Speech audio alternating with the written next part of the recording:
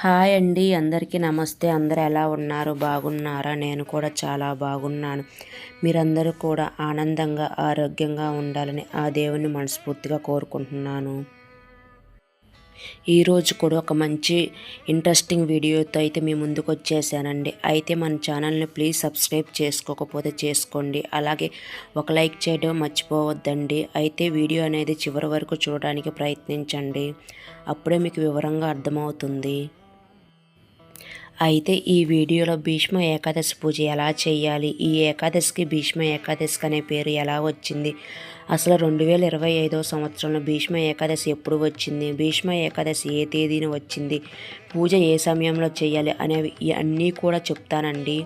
ఈ భీష్మ ఏకాదశి రోజు ఎవరైతే భక్తి శ్రద్ధలతో స్వామివారికి పూజ చేస్తారో వాళ్ళకు ఉన్న పాపాలు దరిద్రాలు అన్నీ పోతాయి.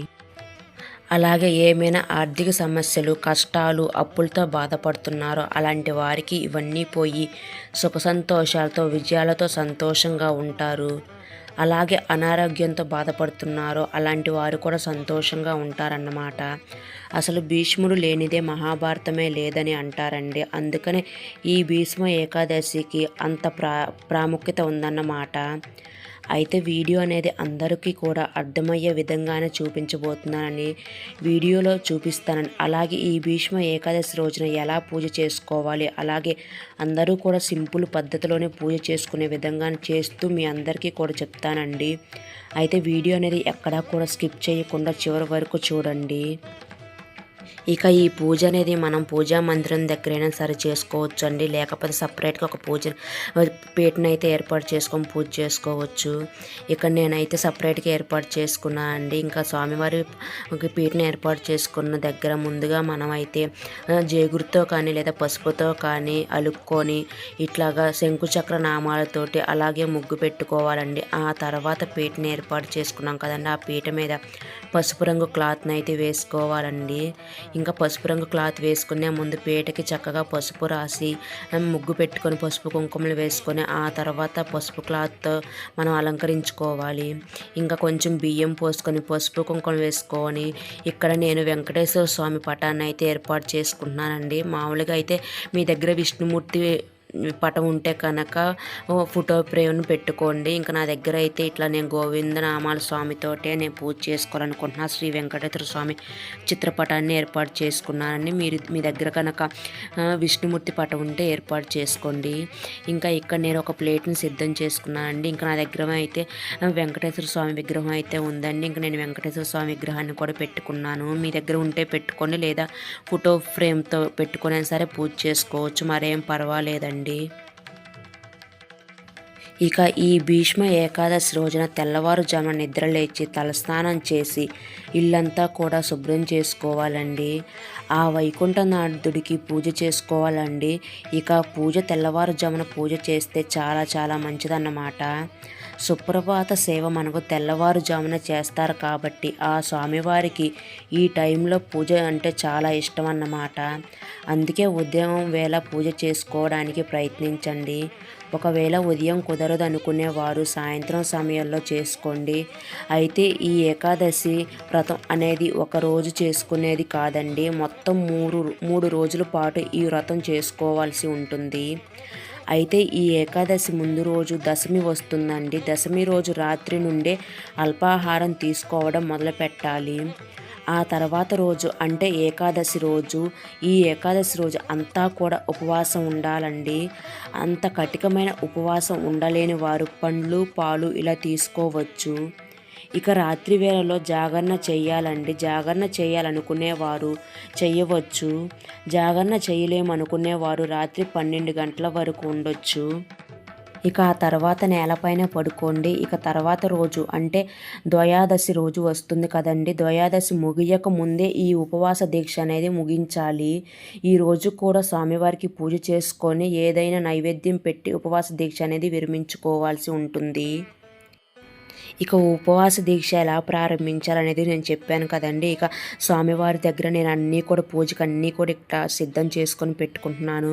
అలాగే ఈ పూజ మనం మొదలుపెట్టే ముందు ఆ విఘ్నేశ్వరికి పూజ చేసుకోవాలి కదండి. ఆ విఘ్నేశ్వరికి కూడా నేను పూజ చేసుకోవడానికి ఇలా విగ్రహాన్ని పెట్టుకున్నాను. మీ దగ్గర ఉంటే పెట్టుకోండి, లేకపోతే పసుపుతో చేసిన గణపతినైనా సరే పెట్టుకోండి.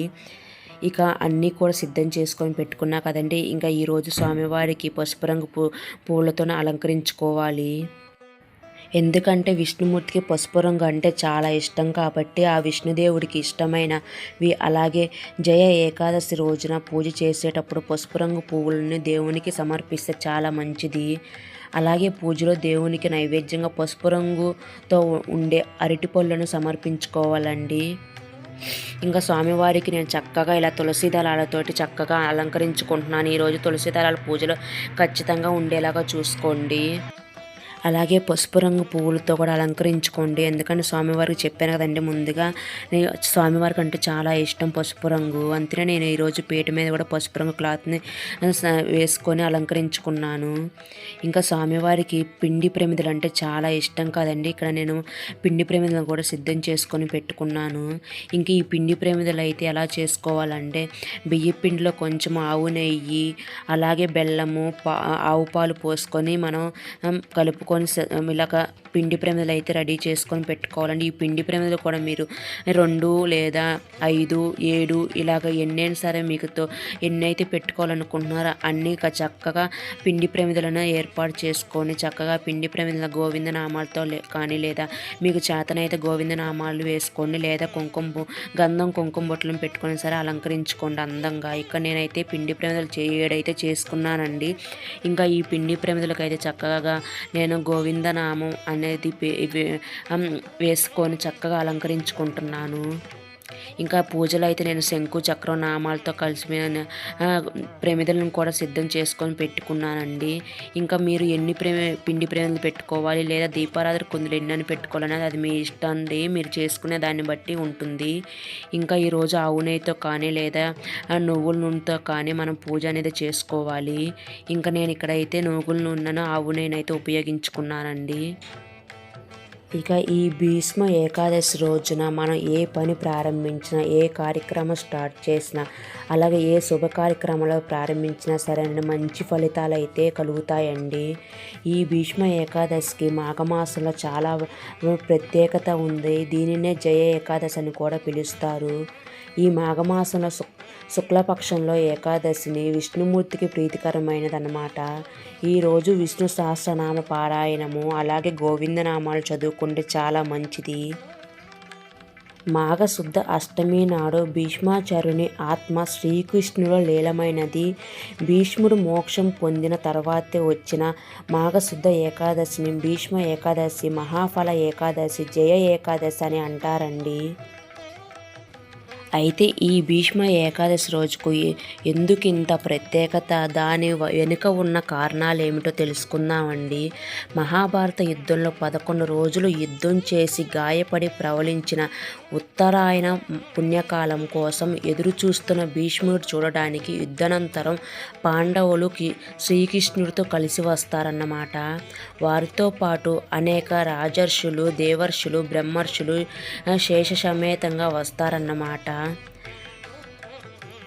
ఇక ముందుగా అయితే మనము దీపారాధన కుందులకైతే మనము దీపం జ్యోతి పరబ్రహ్మ అంటారు కండి. ఇంకా ఈ దీపారాధన చేసుకునేటప్పుడు అగరబత్తులు కానీ లేదా ఏకహారతో కానీ మనం దీపారాధన అనేది చేసుకోవాలి. ముందుగా మనం దీపాపు కుందులు పెట్టుకున్నాం కండి, వాటికైతే మనం దీపారాధన చేసుకోవాల్సి ఉంటుంది. ఇక ఇలా దీపారాధన చేసుకున్న తర్వాత మనం స్వామివారికి పూజ చేసుకునే ముందు ఆ విఘ్నేశ్వరికి పూజ చేసుకోవాలండి. ఆ విఘ్నేశ్వరికి పసుపు, కుంకుమ, గంధం, కొన్ని అక్షింతలు సమర్పించి, పుష్పాలు సమర్పించి స్వామివారికి నమస్కారం చేసుకోవాలి. ఇంకా స్వామివారికి నైవేద్యంగా బెల్లాన్ని సమర్పించి స్వామివారికి అగరబత్తుల ధూపం, దీపం, నైవేద్యం అన్నీ సమర్పించుకోవాల్సి ఉంటుంది. ఇంకా స్వామివారికి మనం పూజ చేసుకునేటప్పుడు మీకు ఏమైనా శ్లోకాలు వస్తే గణపతి శ్లోకాలు చదువుకోండి. ఇంకా ఈ పూజ చేసుకునే ముందు స్వామివారికి నమస్కారం చేసుకోవాలి. స్వామి తండ్రి, నేను చేసే పూజలో ఎలాంటి ఆటంకులు, విజ్ఞానాలు లేకుండా చూడు తండ్రి. ఏమైనా తప్పులు కనుక ఉన్నట్లయితే క్షమించయ్యా స్వామి అని స్వామివారికి మనం పూజ చేసుకోవాల్సి ఉంటుందండి. ఇంకా నేను ముందుగా చెప్పాను కదండి, మీకు స్వామివారి ఆ విఘ్నేశ్వరికి సంబంధించిన శ్లోకాలు కనుక వస్తే శ్లోకాలు చదువుకోండి, లేదా శుక్లాంబరధరం విష్ణు ఉంటాయి కదండి, ఆ నామం చదువుకుంటే సరిపోతుంది. ఇంకా స్వామివారికి ధూపాన్ని కూడా సమర్పించుకోవాలండి. ఇంకా స్వామివారికి సమర్పించిన ధూపం పక్కన పెట్టేసుకొని ఇంకా మనం స్వామివారికి అగరబత్తులతోటి పిండి దీపారాధనలు అనేది చేసుకోవాల్సి ఉంటుంది. ఇంకా మీరు ఏకహారతితో కానీ లేదా అగరబత్తులతో కానీ పిండి దీపారాధన చేసుకోవాలి. ఇక ఈ ఏకాదశి రోజు అన్నం తినకూడదు అంటారండి. ఎందుకంటే ముర అనే రాక్షసుడు అన్నంలో దాగి ఉంటాడు అని అంటారు. అందుకే అన్నం తినకూడదు అని అంటారు. ఇలా అన్నం తినడం వల్ల ఆ అన్నం మన కడుపులోకి వెళ్ళడం వల్ల మనకు అనారోగ్య సమస్యలు వస్తాయని అంటారు.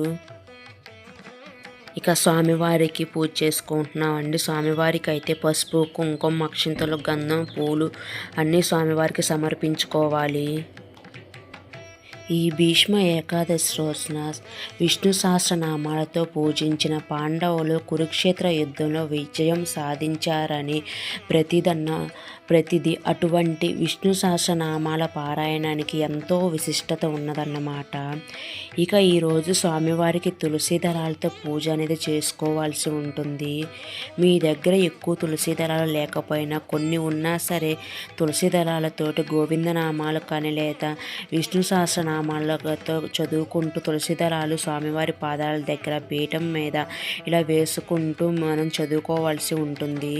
ఇక ఈరోజు నేను తులసి దళాలతో అయితే గోవిందనామాలు చదువుకుంటూ స్వామివారికి పాదాల దగ్గర అలాగే పీఠ మీద ఇలా వేసుకుంటూ చదువుకున్నానండి. ఇక ఈ భీష్మ ఏకాదశి ఏ రోజు వచ్చింది ఈ తేదీ అనేది చెప్తున్నానండి. ఈ నెల ఫిబ్రవరి 8వ తేదీన ఏకాదశి వచ్చింది. దీనినే భీష్మ ఏకాదశి అని అంటారు. ఈ భీష్మ ఏకాదశి శనివారంతో కలిసి రావడం ఇంకా విశేషమైనది. మాఘమాసంలో శనివారం రోజున భీష్మ ఏకాదశి వచ్చింది కాబట్టి ఈ రోజు చాలా ప్రత్యేకతమైనది. ఎందుకంటే శనివారం రోజు ఏకాదశి కలిసి రావటం చాలా తక్కువ అన్నమాట, అరుదుగా వస్తుంది. కాబట్టి ఇలాంటి రోజు తప్పకుండా పూజ చేసుకోవడానికి ప్రయత్నించండి. అలాగే ఈరోజు మీకు ఏమైనా మంత్రాలు రాకపోతే ఓం నమో భగవతే వాసుదేవాయ నమః, ఓం నారాయణ నమః అనుకుంటూ 108 సార్లు చదువుకోండి. అలాగే విష్ణు అష్టోత్తరాలు, లక్ష్మీదేవి అష్టోత్తరాలు చదువుకోండి.